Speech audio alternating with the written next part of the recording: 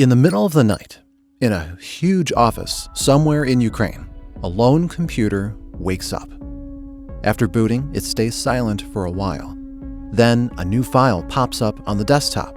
Perf-C, an empty, extensionless file. A Windows folder opens, and the file gets moved there. Several seconds later, the computer shuts down. Not a soul was around to notice this small event.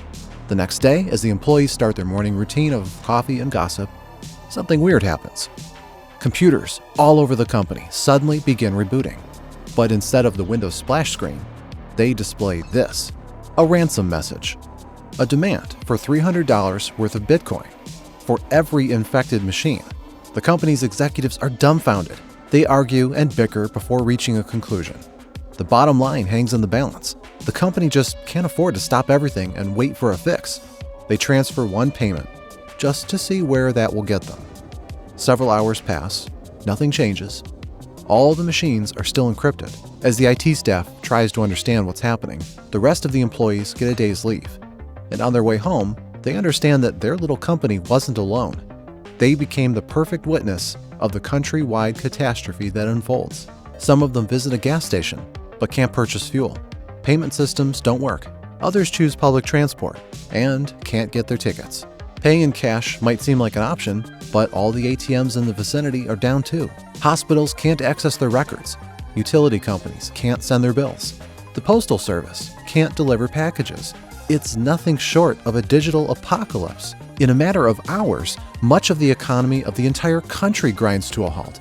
Nearly every company, institution, and service is down. And then it spills over the borders. International shipping, medicine, fuel companies, anything that had an office in Ukraine. The same red-on-black plague. Oops, your important files are encrypted. All across their networks. On thousands upon thousands upon thousands of computers across the world. But not the one. The computer that woke up in the middle of the office a night before the attack. For some reason, it's fine. It continues working as if nothing happened. For years, nobody would suspect how it and several more random computers all across the world were involved in the latest and most devastating cyber attack that ever happened. It's them that held the key to answering the questions about NotPetya, a weapon that showed the world what a full-scale cyber war looks like. It happened on June 27, 2017, and the world was never the same. The carefree air of the mid-2010s evaporated and got replaced with a new reality. There was no rollback. By 2017, devastating cyber attacks on Ukrainian infrastructure were nothing new. 2 years earlier, the country saw the first documented attack on the power grid, leaving nearly 250,000 people without electricity in the middle of a freezing winter. In 2016, the attack repeated, cutting off electricity for the capital, Kyiv. Both attacks were different from your typical cybercriminal activity. They were done by people who knew the infrastructure and the inner workings of the Ukrainian electricity grid as well. They exploited some top-tier vulnerabilities and used incredibly powerful software that caused physical damage to the critical infrastructure. Anyone who got a glimpse at the code had no doubts. Those were operations only state-sponsored hacking groups were capable of. On the surface, the culprit seemed obvious. Since 2014, Ukraine was at war with Russia. It all started with a revolution in Kyiv, or a coup, as Russia calls it. The Ukrainian presidential administration, notorious for its corruption, was overthrown by pro-Western citizens and politicians. At the time, the Russian military invaded and seized several regions of Ukraine in a land grab that will only be surpassed by the second invasion in 2022. As ceasefire agreements were being signed and the hot war in eastern Ukraine simmered down, the conflict moved away from the front lines. Sabotage operations, assassinations, every kind of guerrilla activity you can imagine became a daily occurrence. But now, for the first time in history, the warring sides had a new domain at their disposal. People in Ukraine and Russia lived a significant portion of their lives online. The infrastructure of both countries was heavily interconnected too. Both sides were more than eager to leverage that. By that point, Russia had ample experience in conducting offensive cyber operations. In 2007, it attacked Estonia in the world's first attempt to DDoS an entire country into chaos. In 2008, it repeated the same playbook during an invasion of Georgia, assisting its troops with digital shelling. Cybernetic attacks became an unspoken but major part of Russia's military doctrine. Each intelligence agency in the country saw it as a new tool at their disposal, but none of them were as enthusiastic as the main directorate of the General Staff of the Armed Forces of the Russian Federation, an agency popularly known as the GRU. Following the dissolution of the Soviet Union, the GRU was a relatively unknown but immensely powerful organization. Its roots go back almost a century, and its reputation was one of unrivaled ruthlessness. But by the early 2010s, almost none of that remained. The directorate was underfunded and understaffed. Many saw it as a failure, an agency completely overshadowed by the better-known, freshly renamed and facelifted FSB. But something weird happened after the outbreak of the First War in eastern Ukraine. The GRU suddenly found a way to reinvent itself. One part of that was a focus on cyberattacks. Ukraine, then the rest of Eastern Europe, then the entire world. The growth was spurred by an influx of new personnel. The GRU began attracting the most talented hackers in Russia, from distinguished university graduates to notorious cybercriminals. These cyber cowboys brought their own approach to the agency's operations. They were not afraid to take initiative, improvise, and even inject some personal flair into their work. Within GRU, there was even a group that kept leaving references to Dune, Frank Herbert's seminal work of science fiction, in each piece of their custom-built malware. These references were found after the attacks on the Ukrainian electricity grid in 2015 and 2016. Capitalizing on their discovery, the researchers were quick to give this hacker group an appropriate name: Sandworm. As the first reports on Sandworm's activities were published, complete with a list of nods to the book, Dune references ceased immediately. The attacks did not. Their attribution became more difficult. But by this point, the Sandworm performed enough attacks to become recognizable. The tools they used, the hours they operated, the barely perceptible calligraphy of their code. But above all, it was the targets. Few threat actors in the world were so focused on breaking specialized software, like industrial control systems. Even fewer were so proficient at it, and nobody else was as persistent at aligning their targets with political goals at the Russian Federation. The attack that defined Sandworm began on June 27, 2017. On one hand, the choice of this particular date seemed straightforward. It was the eve of a national holiday in Ukraine.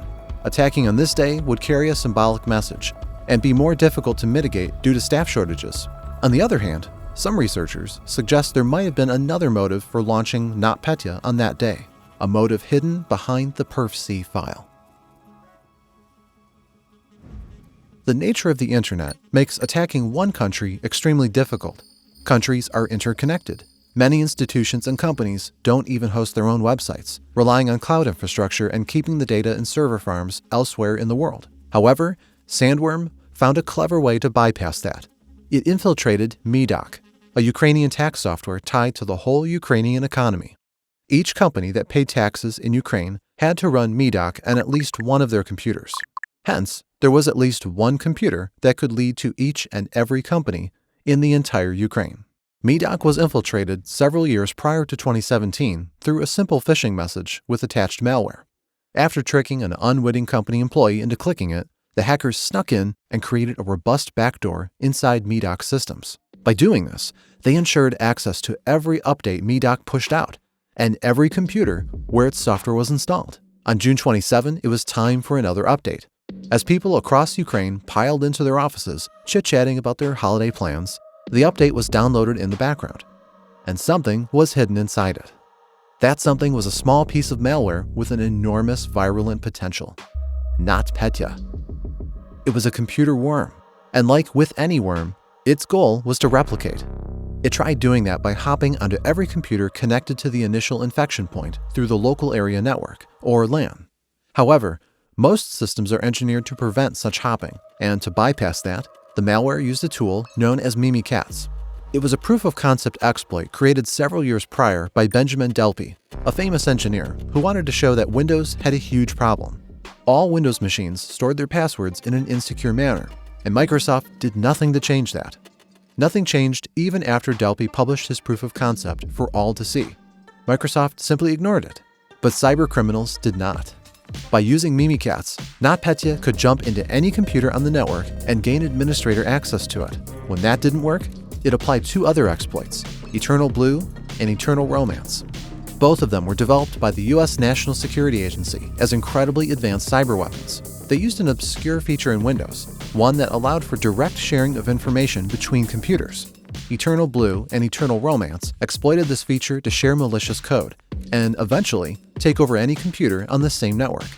Both of them were snatched from the hands of the NSA by an enigmatic hacker group known as Shadow Brokers and posted online in one of the greatest leaks in the history of cybercrime. They immediately got integrated into some of the most destructive malicious programs ever developed, NotPetya being one of them. Eternal Blue and Eternal Romance allowed the malware to reach further than Mimikatz alone. And thanks to this combination, a single device with Medoc was enough to spread NotPetya to an entire network. Once inside, the worm would wait for 1 hour, probing around and trying to find more ways to spread. At the same time, it would run another task: encryption. Each file on the computer would get subjected to a simple algorithm, turning it into gibberish, unreadable and unusable, losing all the data inside. 1 hour to do that. Plenty of time, even for the most cluttered hard drives. After encryption was complete, the device would reboot. The worm would display a message saying that a corrupted file system was being fixed. In reality, it was doing the opposite of that. The worm would spend this time encrypting the master boot record, the foundational piece of code that starts the computer and runs its operating system. Without it, Windows can't launch. After rebooting, the worm displayed a message, a set of instructions to transfer a small sum of money to a Bitcoin wallet. This was another layer of obfuscation. There was no mechanism to decrypt the gibberish all of the computer's data was turned into, no matter how much money you paid. It was a wiper, masquerading as ransomware. The obfuscation worked. Initial attempts to battle the attack were thrown off track. The pattern coincided with Petya, a popular piece of ransomware cybersecurity professionals knew how to deal with. Only a while later, after countless unsuccessful attempts to stop it, did the researchers understand that this was not Petya, not Petya. The name stuck, just like this ominous red message on the screens of countless devices. Computers all across Ukraine displayed it on June 27th. Devices that managed retail, utility, finances, transportation, even the ones that monitored radiation levels in the ruins of Chernobyl nuclear power plant. Most industrial devices were spared because they did not run Windows. Most regular citizens were spared as well because their local networks had nothing to do with Medoc. The spread of the infection was still massive. By some estimates, 10% of Ukraine's computers were hit. 1 in 10 machines in the whole country and the entire economy that depended on them. But it wasn't just Ukraine. The internet does not stop at the borders.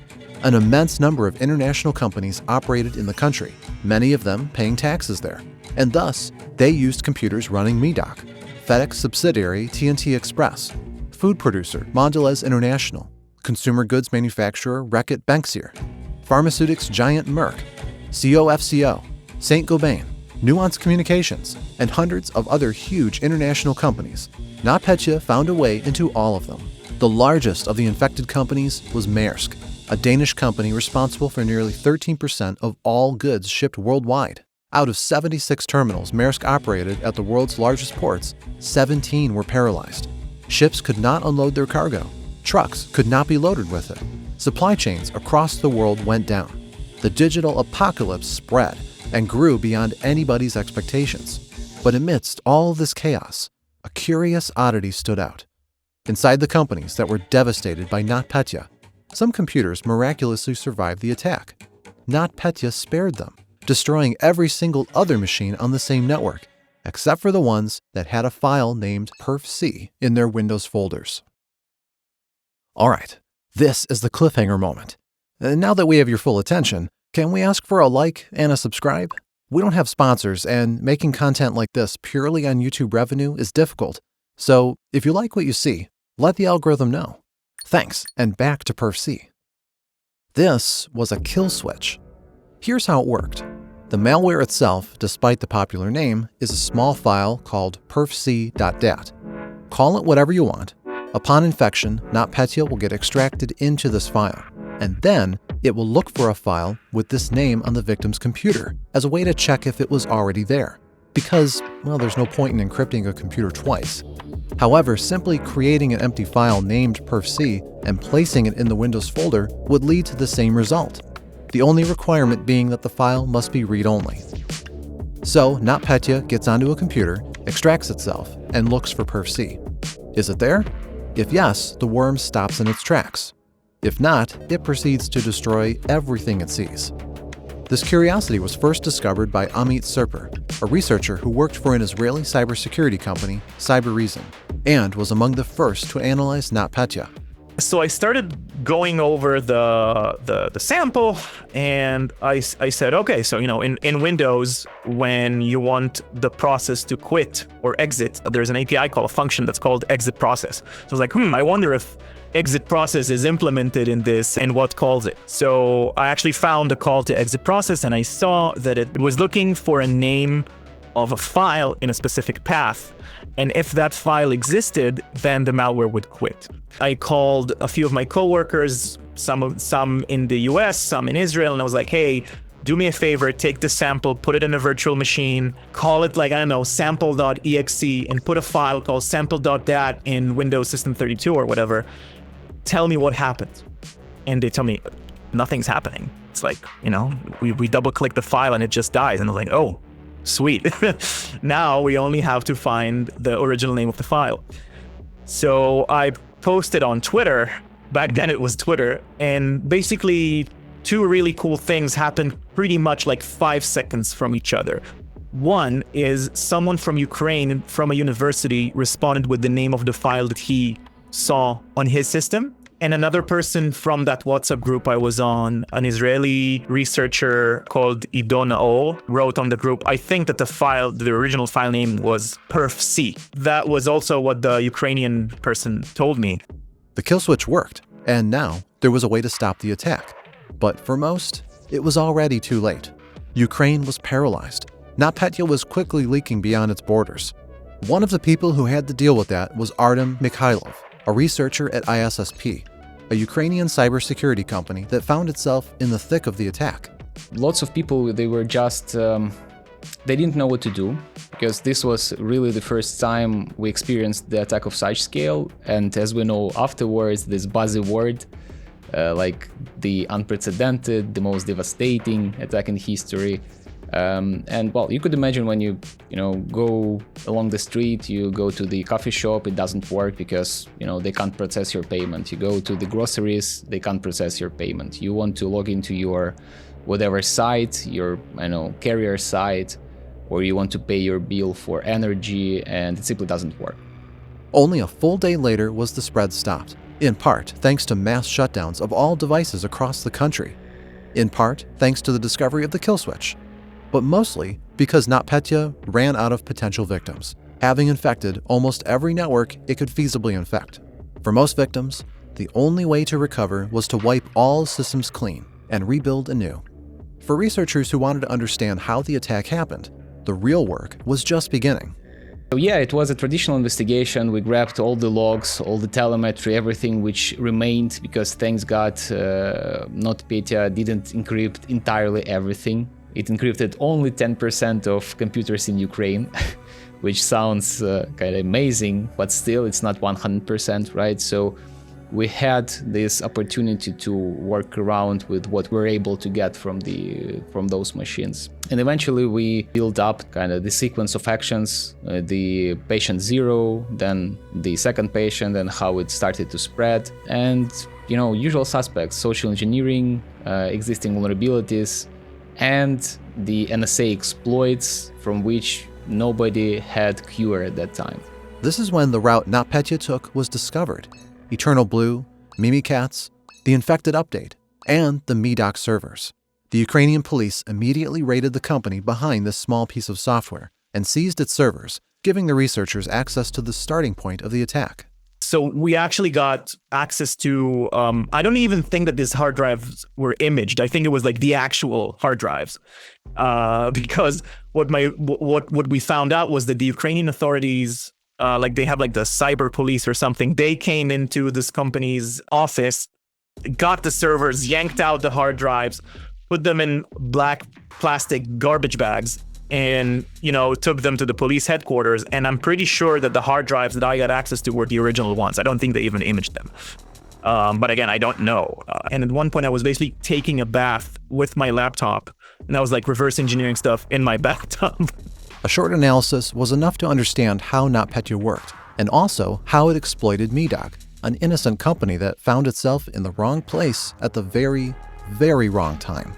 We need to understand that Medoc at that time, it wasn't a small company, but I would say it falls under the category of SMEs, small medium enterprises. And again, it was 2017. The maturity of cybersecurity within such companies, it used to be something which you desire to be better.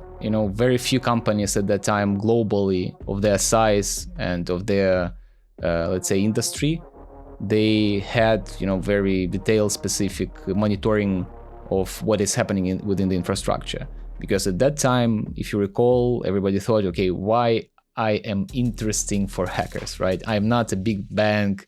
The monetization of any attack against me would be kind of very low in returns. So why anybody would think of hacking us, right?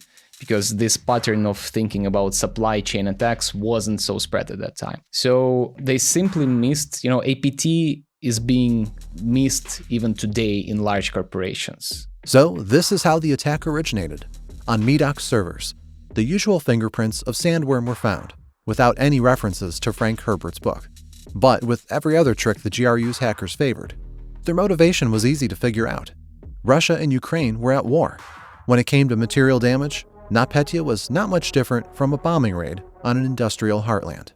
So while it's difficult to 100% prove, cybersecurity experts, including ISSP, we quickly linked NotPetya to Sandworm, again a Russian military hacking unit inside the GRU, Russia's military intelligence agency basically. The choice of Medoc as the infection point suggested that attack was targeting Ukraine specifically, despite it had the influence outside the Ukraine. But I guess GRU also didn't expect that it would be so successful. NotPetya wasn't designed for profit, right? It's obvious. It was designed for maximum destruction, for bringing maximum damage. And everything in this attack was so beautifully architectured, like the covert communications through the cookie field in the Medoc. So everything was well thought out. So when I look at all of these evidence, and I'm applying, some critical thinking according to my experience and, my past experience as a nation state actor, and then my back then current experience as a malware reverse engineer, this definitely checks out. But at least initially, not everything checked out. There was one part of this mystery that seemed quite puzzling. Perf C. Some computers in the midst of the attack were inoculated against NotPetya, as if an invisible hand granted them immunity from an impending epidemic. The computer at the unnamed Ukrainian office we mentioned in the beginning was one of them, but dozens more were found across all of Ukraine, in all kinds of companies and institutions. And for that, several hypotheses exist. On one hand, if you're crafting a secret weapon, it makes sense to give it a kill switch, just in case it gets out of your control. What if NotPetya breached its containment and began wreaking havoc in Russia? The government could just distribute simple instructions to its subjects and stop the attack. But on the other hand, NotPetya did breach its containment and wreak havoc in Russia. Gazprom, the best-known Russian oil giant, was infected with it and suffered tremendous losses. We may never know if it was given a kill switch to spare at least some of its networks. But what we do know is that some computers in Ukraine had that file. And this raises another hypothesis, that NotPetya was not only an attempt to digitally carpet bomb Ukraine, but to cover the tracks of a much more insidious operation. So now in 2025, when we're talking, we know according to Andy's book that the reason why this mechanism with the file, with the vaccine was there, was to keep key machines from being encrypted. Because when you're a threat actor and you're, burrowing your way into someone else's network, you want to leave access. Because in these kind of attacks, the destructive phase, such as NotPetya, is not necessarily if you just want to cause damage. It's also if you want to cover your tracks.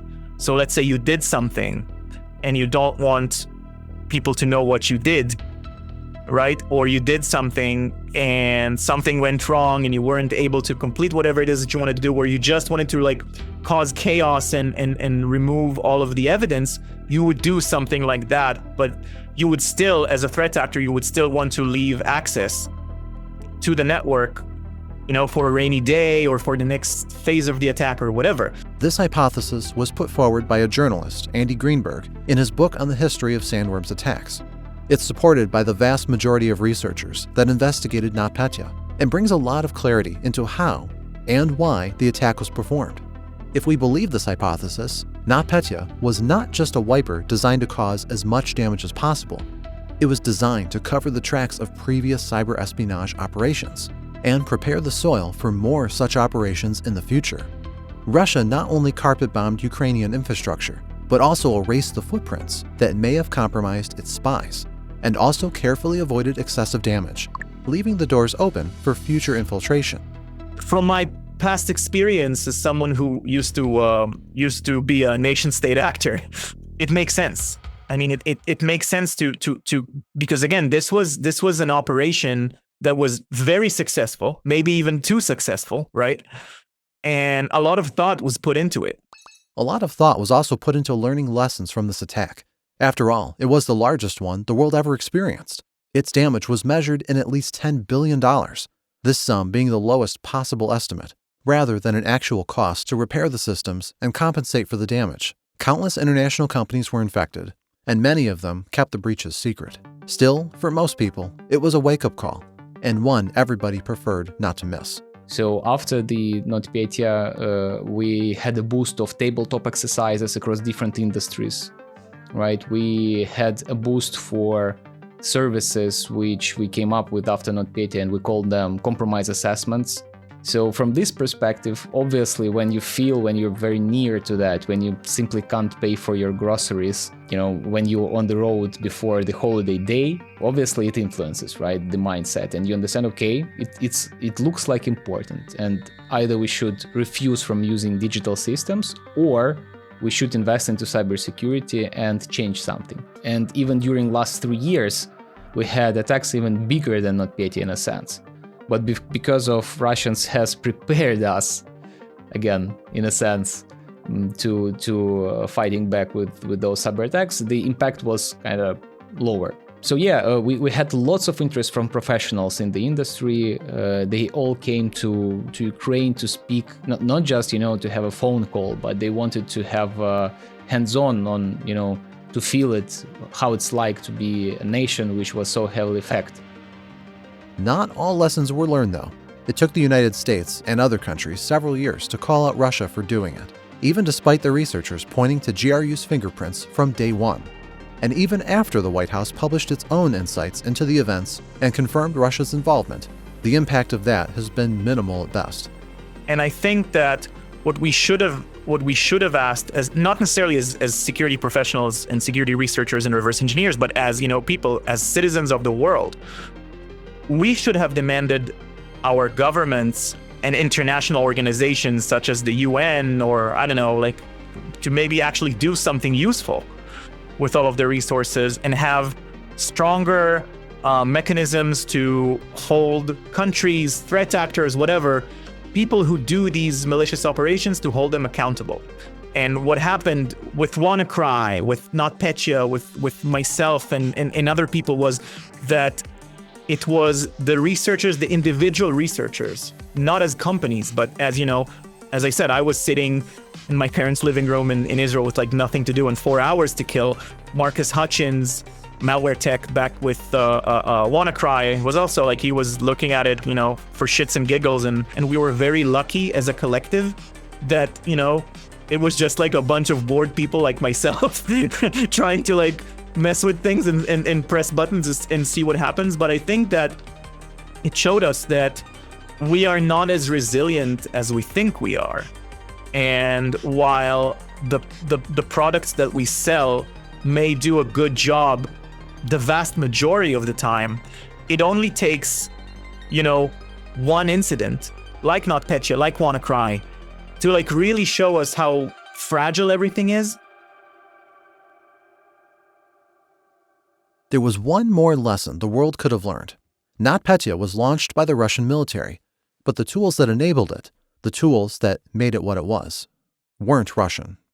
The exploits were stolen from the NSA and distributed to cybercriminals worldwide, spurring some of the most devastating attacks ever conducted. Perhaps we will tell the story of the Shadow Brokers leak in another episode of No Rollback. Or we could make it about WannaCry, another massive attack enabled by the stolen NSA tools. Is there another story you'd like us to cover?